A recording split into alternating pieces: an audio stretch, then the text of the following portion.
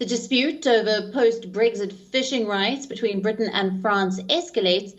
British fishermen are complaining that they are worse off and did not benefit from Brexit.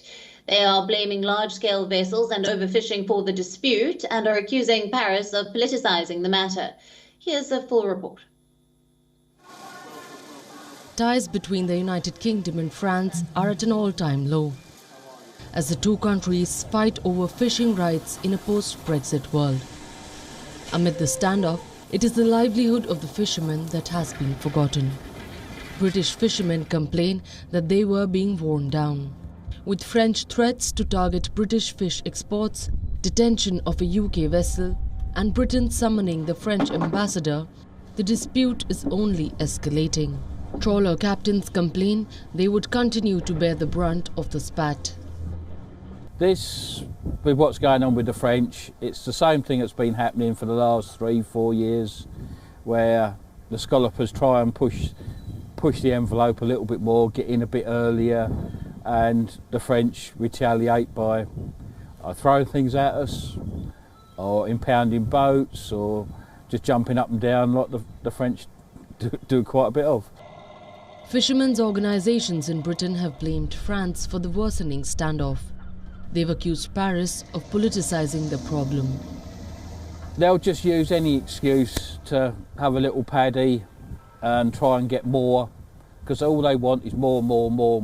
They want more access to our waters. They don't want to be controlled in our waters. And as we were talking earlier, some friends, and we said at the end of the day, if the French want the same access to our waters, then we should get the same access to their waters. The current dispute is another threat to the fishing industry. Woes for fishermen have already been compounded by falling Brexit exports and COVID constraints. I voted for Brexit, hoping that we would get the 12 mile back. Like we were told, you're guaranteed to get the 12 mile back.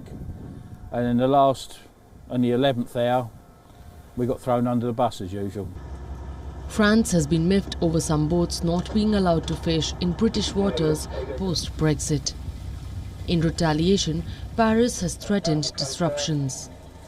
London has called the threats disappointing and disproportionate.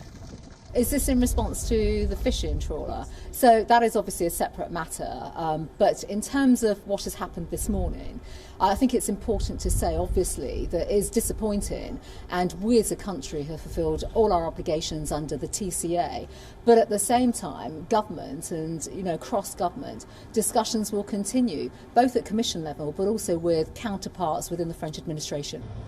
The flare-up over the fishing is the latest in a series of disagreements that has pushed diplomatic relations between the two countries to its lowest point in decades.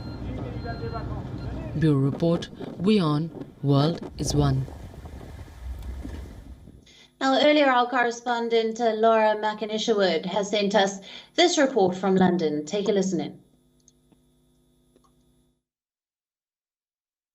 It's up to the UK authorities to try and decide that, and also for French fishing vessels to try to prove that they have had historic links. And of course, we've seen this kind of escalation of tensions over the last year or so. It's not necessarily just happening right now. You'll remember back in May that there was a number of French fishing vessels that headed to the port of St Helier in Jersey and tried to blockade that port. Then the United Kingdom had to call on the Royal Navy to get some ships out into the seas there to try to see what was going on and open up access for Jersey's fishing vessels then. The UK says that actually a lot of this action by France is disproportionate, that two can actually play at that game. So it's going to be very interesting over the next few days, at least, to see what comes out of each of these governments in terms of discourse, what messages are sent. As far as we know now, the United Kingdom are talking to the European Commission, trying to highlight this decision by France to detain one of a British vessel, the Cornelis Gert Jan,